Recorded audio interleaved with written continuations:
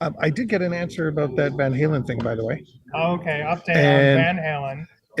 he said Is he Sammy Hagar guy or Hagar. David Lee Roth? Hagar. Say okay, very nice. I would lean towards Hagar as well because I was a Sammy Hagar fan before he even joined. Before he joined. Yeah. Okay.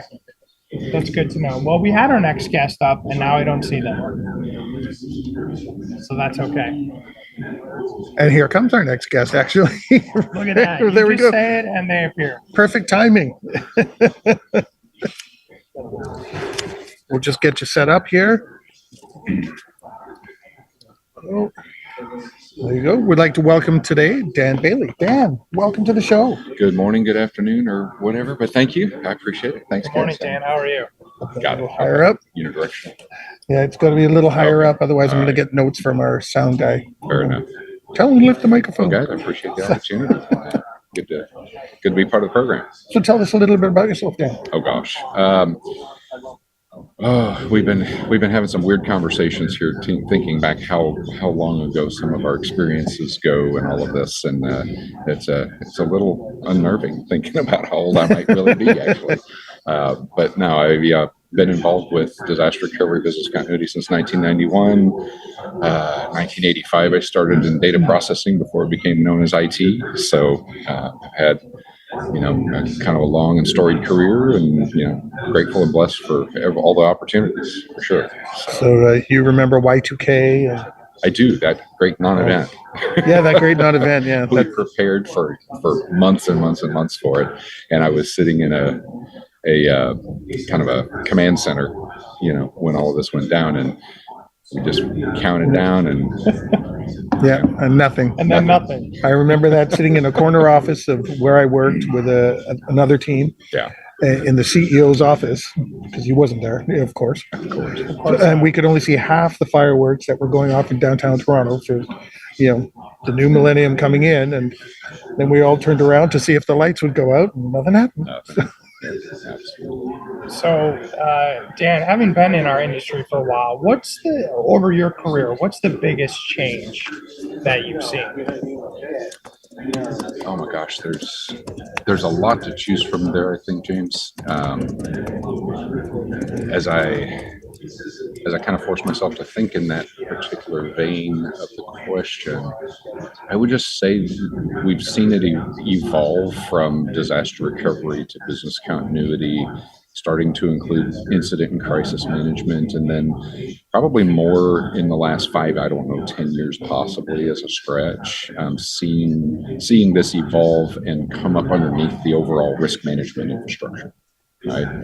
And I think in regard to the answer to the question about the biggest changes, the new open opportunities for people who might have traditionally been disaster recovery planners or business continuity planners or just crisis and incident planning people, to being able to broaden the horizon much more distinctly. And I'd say I've seen that because I've experienced it in my own career, and I've been very, very grateful for that evolution, that change, that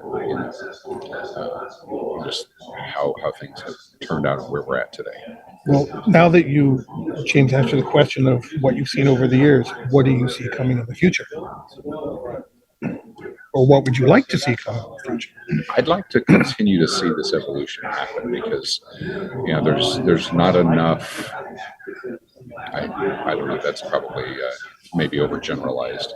I don't see a distinct enough full-on shift outside of heavily regulated environments or companies, industries that are really bringing all of that up underneath a risk management flavor, right? And so I'd love to see that evolution continue, and I'd love to really see, the traditional continuity, recovery, crisis professionals latch onto some of those opportunities that they can see changing and evolving in the marketplace. Right? I know when I've looked to hire somebody for operational risk, I'm not just looking for somebody who knows business continuity, but that's part of the criteria. I want them to, and I think it takes us from being such such in a zone of a specialist to much more of a generalist, right? And it just opens so many new doors.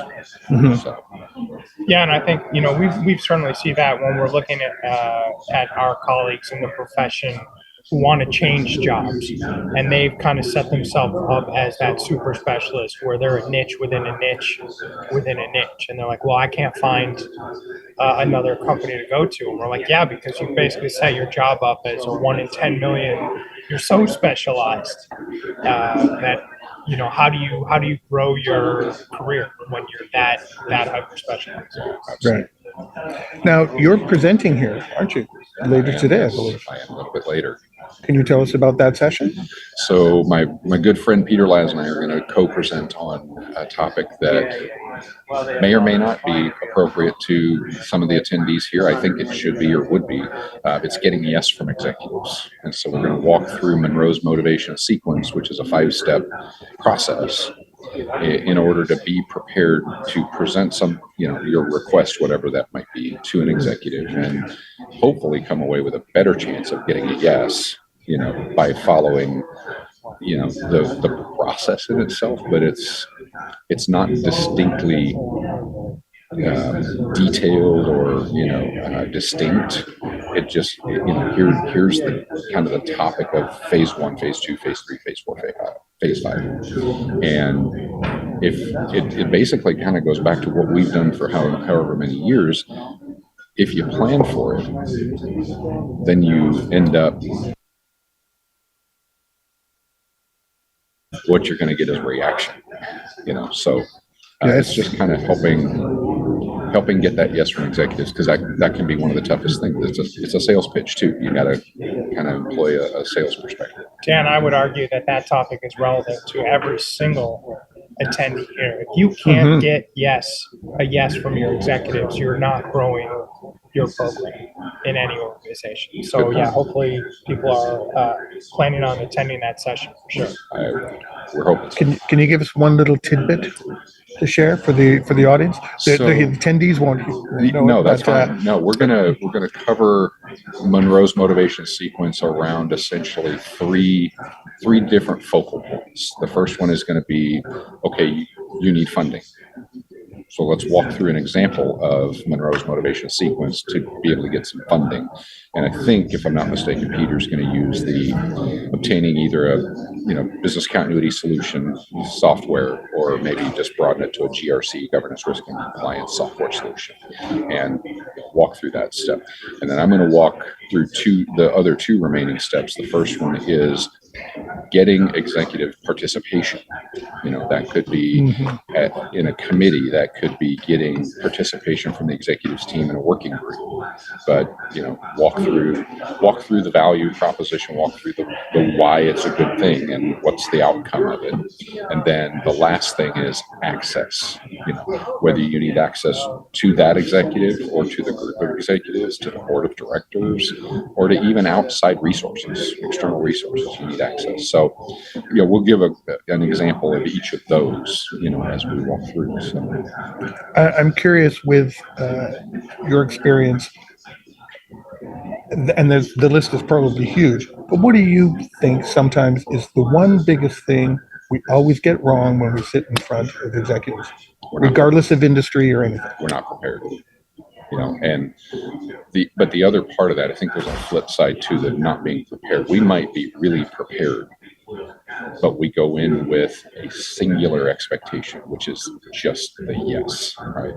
We've got to be, and this is pertinent to our industry, right? We've got to be resilient even when we're asking to get a yes, because we may get a yes, bud. We could get a yes, but not this way. How about this way? Right? And we got to be prepared to accept kind of those answers as well. And we got to be able to be resilient and bounce back from what our expectations might be. Because I may or may not use this example in the presentation today, but it's like there's a psychology analogy, right? That's and you guys can't see my hands, but I'm going to put one hand down low, and that's the level of reality.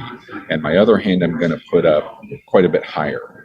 And that's expectation. Mm-hmm. You know what the gap in between there is called? No, what? Level of disappointment. I love that. That's fantastic. So what is based on that? How much of a disappointment do you want to have to deal with? Yeah. The only thing we can change are our expectations. So I'm hoping to be able to slide that one in there, someday. I can't help but think of the word pivot. Pivot. Because we're always talking about in this industry, you have to be able to pivot. You have to be agile. You have to be adaptable. So, 100%. Yeah, and I really like that concept of preparing for that yes but, and that is very common with management or a board is going to say yes but. Absolutely, that's fantastic. So, Dan, if people want to connect with you or if they have any questions for you, like what's a good way for people to reach out to you? I love to connect on LinkedIn. So I was an early adopter on LinkedIn. So I think I'll call it my LinkedIn handle or whatever. You can find me by Dan Bailey. And there's a series of certifications that follow my name if you look me up that way. If you just go into linkedin.com, it's /GRC professional. Very nice handle. So, I know it works because that's how I found you. yes.